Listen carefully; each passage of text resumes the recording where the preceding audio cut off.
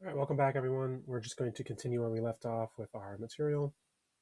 Go ahead and just set up a timer, try to get an idea of how far we are. This may be our last or second to last video, just based off of where we're at. So the last thing we discussed, we were talking about the pancreas. I mentioned how the pancreas is an organ that is rather unique. It is both a digestive organ and an endocrine organ. So it has endocrine functions and digestive functions. The digestive functions are more of the exocrine purposes. So that's going to be more involved with secreting things outside directly into the small intestine. Whereas the endocrine purposes are more related to what we're learning in this chapter. The endocrine purposes are going to be more directly linked to glucagon and insulin. Glucagon and insulin, as we mentioned, are directly related to regulating blood sugar. Now, this entire cycle here is a classic example of negative feedback. If you remember a couple videos ago, we discussed negative feedback and positive feedback. We'll talk more about positive feedback actually as these slides progress, but negative feedback specifically, we did more information, especially talking about calcitonin and PTH or parathyroid hormone. So how does this all affect negative feedback? Well, if you think of the negative feedback loop, how your body's constantly in and out of homeostasis, right? In this case, with regards to blood sugar, let's say you just ate something and your blood sugar spikes. Well, to return your blood sugar back down, you secrete insulin until everything returns to normal. Or the opposite, your blood sugar has taken a dip because you haven't eaten anything in a while and your body obviously uses energy all day, every day. Well, glucagon will release in order to raise your blood sugar back up.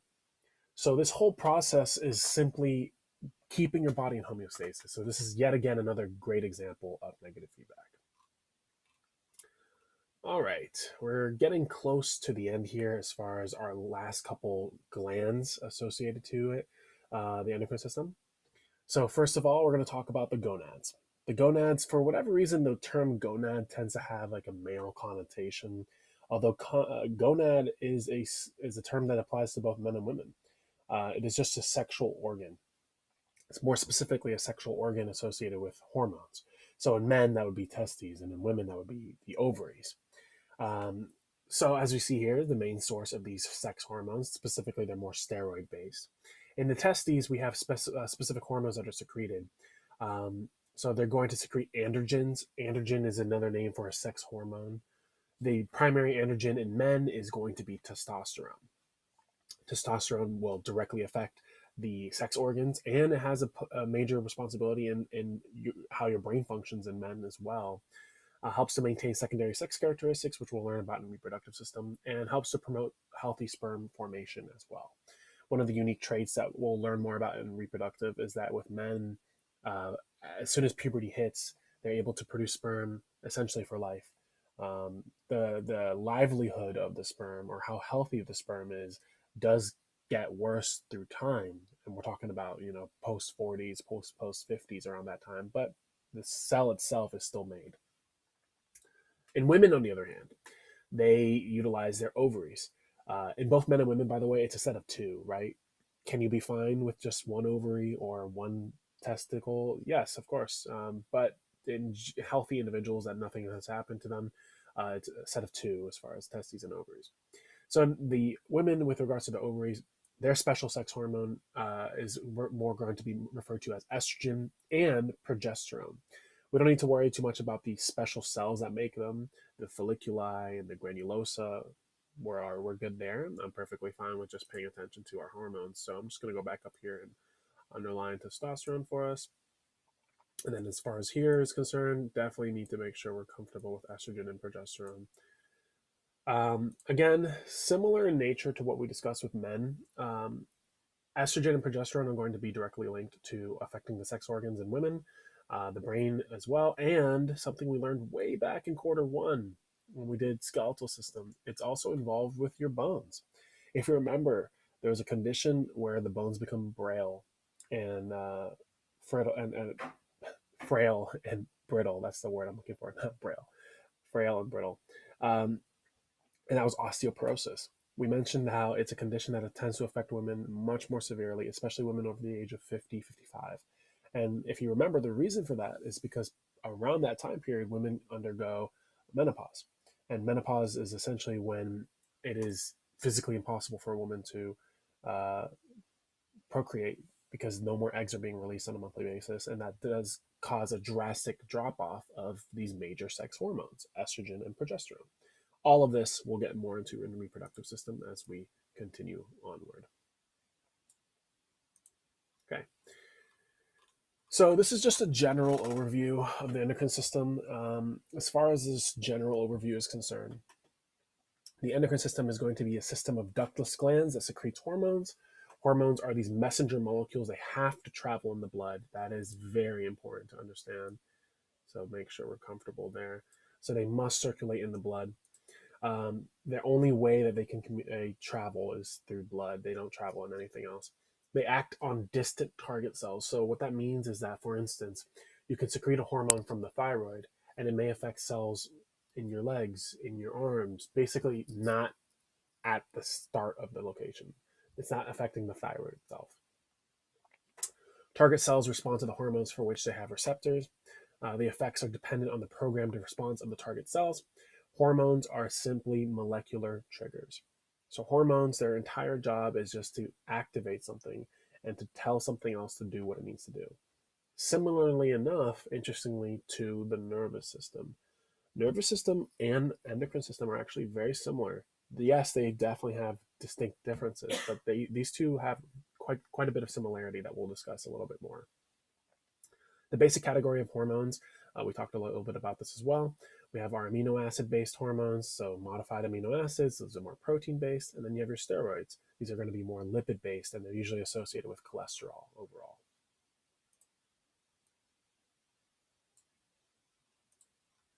Okay, let's go ahead and just reload this, see if we can get the rest of this file uploaded in. In the meantime, there is something I did want to talk to you guys about.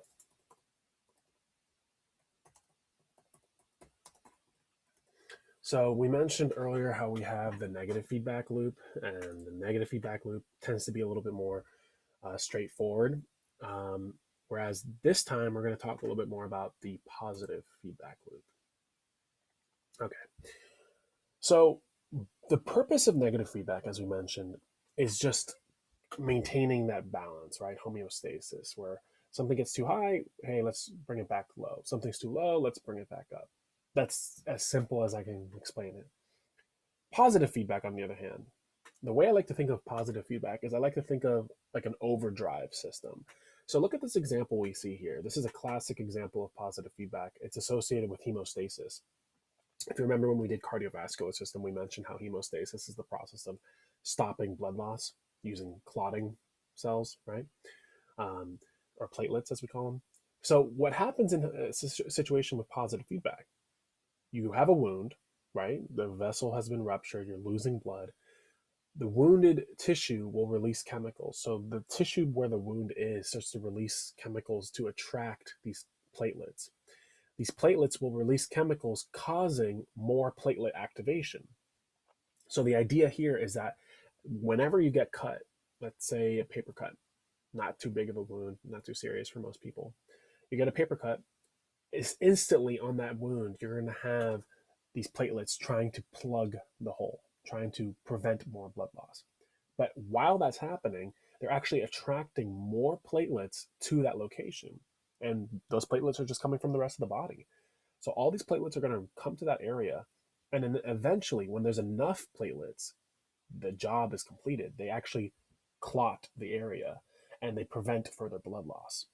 So the idea behind positive feedback, and this is why I think of it like an overdrive. I think of a situation where you have a problem in your body. There's obviously something wrong happening, or something abnormal, should we say. And your body is going to say, to solve this, we just need to pump a ton of hormones or a ton of chemicals until the problem is solved. So that works with like blood clotting, for instance. Another classic example for this would be oxytocin when it comes down to pregnancy and childbirth. Let's see if we can find an example of that.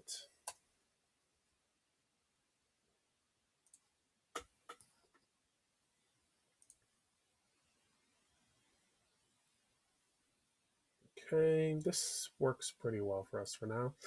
Um, so in this case, there's a lot of information going on here as far as like the cervix and all these structures that we'll learn about in reproductive system. But the loop is enough of what we see here. So what we observe when a baby's in the third trimester, so we're getting really close to the baby coming out, close to our 9-month period or so.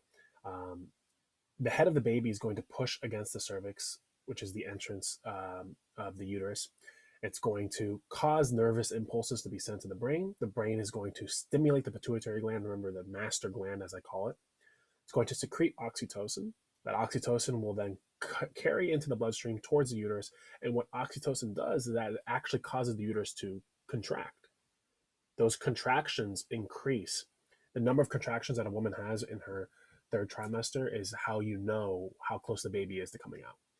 So while labor is going on for a woman, the number of contractions increase exponentially until eventually, when the baby's out, oxytocin levels drastically drop because you successfully cleared the problem. It's obviously not a problem in this case because you're trying to give birth to a human, but we get the idea. The body has successfully done what it needs to do to clear whatever was left behind. Okay, let's go ahead and see if we can continue where we left off. We'll see if it loads up the remaining slides for us. Okay, good.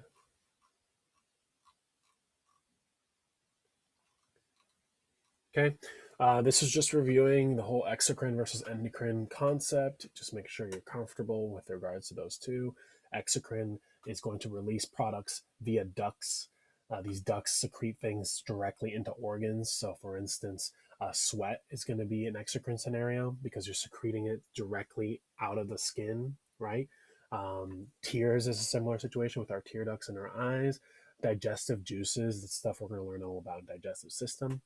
Whereas what we really wanted to know in this chapter is endocrine, direct to bloodstream. So these are all hormones and chemical messengers. This is a great picture. This is almost the exact picture that you're going to see in Quizlet. So I would be prepared for that for testing. This shows us every single gland or tissue associated to the endocrine system, including the hypothalamus. Because remember, the hypothalamus basically tells the rest of the endocrine system what to do. So we have the pineal gland, very, very tiny. I'm actually going to use a little focus if we can. Actually, we can try this highlight click. Yeah, so we have the pineal gland here, just a very, very tiny structure found in the backside of the hypothalamus. We have the hypothalamus, followed by the pituitary gland, all relatively small structures in the brain. Then we reach the neck region. We have the thyroid and the parathyroid. Remember, the parathyroid is on the backside and it's usually embedded in the back. The thymus. We never talked about the thymus. The thymus is a gland that we don't talk too much about in endocrine purposes. And truthfully, the entire reason behind that is we don't need to worry about it too much because it's more of an immune organ. The thymus, as far as endocrine purposes are concerned, it helps to secrete hormones that help to mature the white blood cells and activate white blood cells. Where do we find the thymus? Right behind the sternum, actually. So it's right in that region near the heart. But again, we don't have to worry too much about that. The adrenal glands sitting on top of the kidneys, right? We talked a lot about them as far as the cortex and the medulla. The pancreas, this curved shaped organ found near the stomach. You would see it in the digestive system when we do that next chapter. Remember that pancreas is both a endocrine and exocrine organ. And then finally, the gonads. The gonads, of course, vary dramatically based off of the sex of the individual. So it's going to be ovaries or testes, depending on which is which. Okay. And then as far as the endocrine cells and other organs, this is stuff that we talked about just as I was going down in the body. We have pancreatic cells, we have the thymus, which we just mentioned, the gonads, hypothalamus. Overall, if you can just identify this type of structure, which the Quizlet helps a lot with, I think you're fine. All right. Mechanisms of hormone release. So as far as how these hormones release, the idea here is that they release depending on different factors. You have three major mechanisms that we need to know. You have humoral, neural, and hormonal.